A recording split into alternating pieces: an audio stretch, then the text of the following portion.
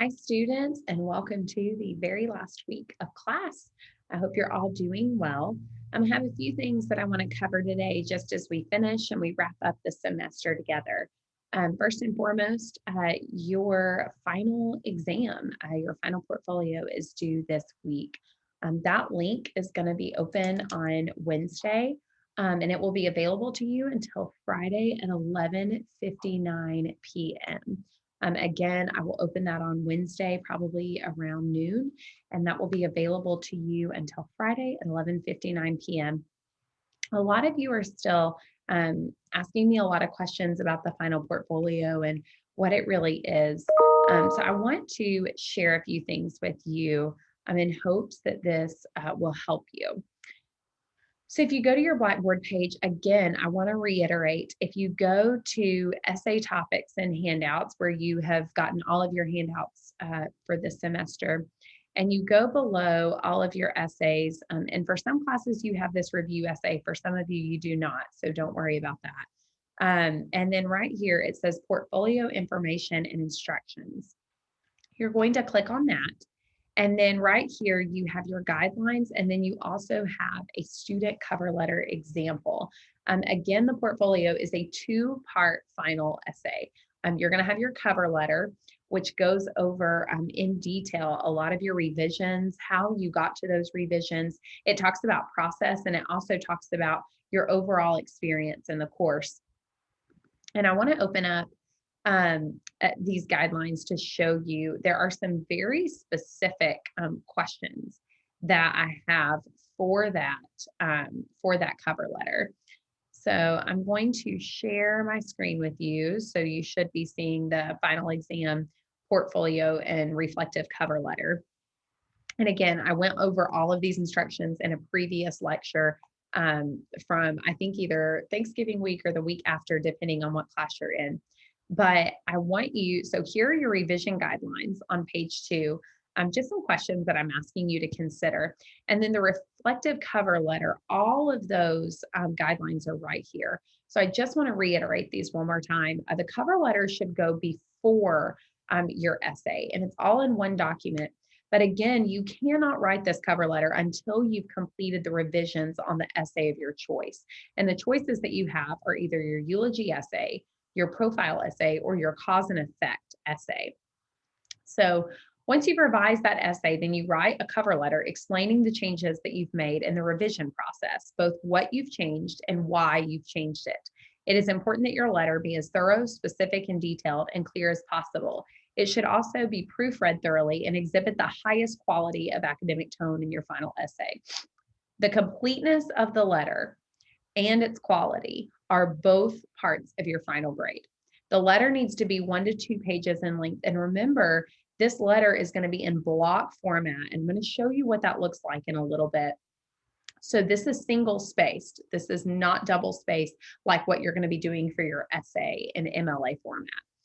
The audience is me. I'm the one that you're going to be writing to. So you are communicating directly to me about your writing, your revision project, and the strengths and concerns of your essay.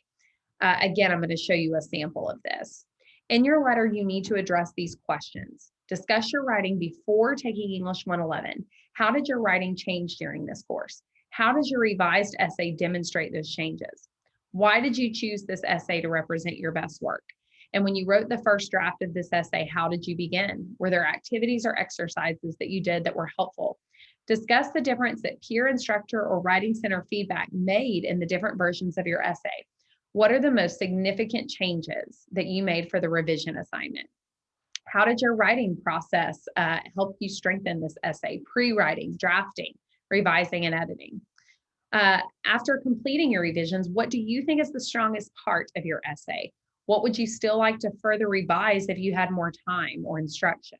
What areas of concern do you still have for this essay? And what are you not happy with? And then finally, since this is a final exam assignment, I want you to reflect on your entire experience in the class. What did you take away? What would you like to focus on more if we had more time in the semester? Again, these are a lot of questions, so it should be fairly simple for you to come up with a page to 2 pages answering these type of questions. I want you to remember that the more specific that you are in telling me the changes that you made in your essay, the more it's going to show me what to look for when I go and read that essay. That's why the cover letter comes first, because you're essentially giving me a step-by-step of what you want me to see in that final essay. You are pointing out specifics that you changed. So another thing that I want to do, I want to show you what this looks like. So this was actually a final portfolio that received an A. Okay. This was an example. This was a different prompt than the papers that y'all are writing. We were doing different types of papers in this course. But I do want you to, I want to go through this letter with you so you have a clear understanding. The purpose of this letter is to explain the revisions I've made as part of my final exam in English 111. I chose the compare and contrast essay to revise as my final essay because I feel that during this genre, I was dealing with a family situation and was not able to perform to the best of my ability. English 111 writing and inquiry has helped me in many ways. Before I began this class, when I wrote, I spent most of my energy trying to make the paper sound sophisticated instead of improving my overall content and delivery. My writing was about faking my way through than learning how to develop my writing skills and ability to portray my thoughts. With the revision process, I feel I have improved on the planning process the most through exploring and planning. Initially, I had a hard time starting any paper regardless of the genre. So I would need to begin creating an outline. I always thought the outline was the beginning step. Needless to say, I've learned that I must brainstorm first and then explore and plan before completing and outlining and writing an essay. I feel this process has provided me the tools to become a better writer. I chose the compare and contrast essay as my final essay because I can display my best work in the paper's revisions. During the initial writing of this genre, my grandparents were having health issues and I couldn't fully focus. Although my original essay was acceptable, I feel that it was not up to collegiate standards. To meet these standards, I have revised the sentence structure and topic sentences within the paper and corrected specific page formatting and grammatical errors. I've also worked on the transitions into new paragraphs to ensure they are well selected and effective in smoothly introducing a new point. Throughout this course, I have learned that crappy rough drafts are quite effective in enhancing the quality of one's work and overall message. I have learned that multiple revisions and several rough drafts can make all the difference in creating clear and concise comparison of similarities and contrast of their differences. This has resulted in my writing process improving to be more developed in sentences that add length and depth to the subject. The one practice that has assisted me in the learning process of English 111 is the immediate feedback that I've received from you and my peers. Amazingly, the peer review process has helped me in two ways: reading my classmates' papers and my peers providing me with constructive feedback. I've never used the revising and editing processes, allowing others to proofread it and provide me with feedback. My prior revising and editing process was used to make the paper sound more professional. Hence, the feedback from you and my peers and my own identified issues within my 5 rough drafts will convey a deeper analysis in my final essay.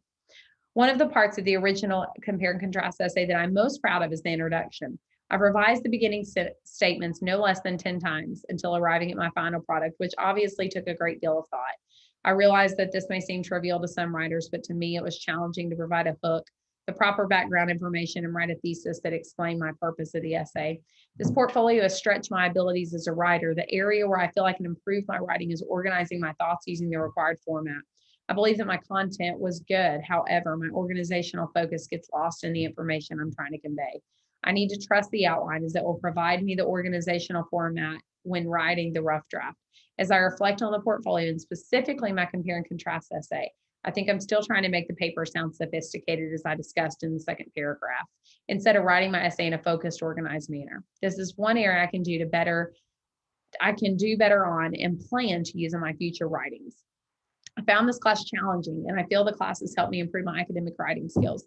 I appreciate that when I emailed you with issues, you were quick to respond. I also liked being able to post outlines and drafts on Blackboard and get feedback on them and a chance to revise my work. Thank you so much for all the help you've given me as a developing writer. I hope you can see my growth in my writing over the course of the semester. Sincerely, example student.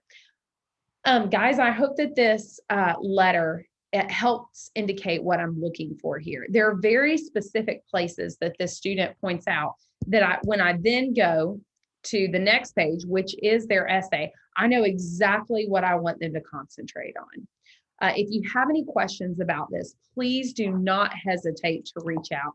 You can call me, you can email me. I'm going to link this example as well as this lecture in hopes that it really clears up some questions. And again, remember that the folder for the portfolio, the guidelines and everything you need to know is in your essay handouts and rubrics, just as it's always been this semester. Have a great day. And again, don't hesitate to reach out if you have any questions. We are near the end.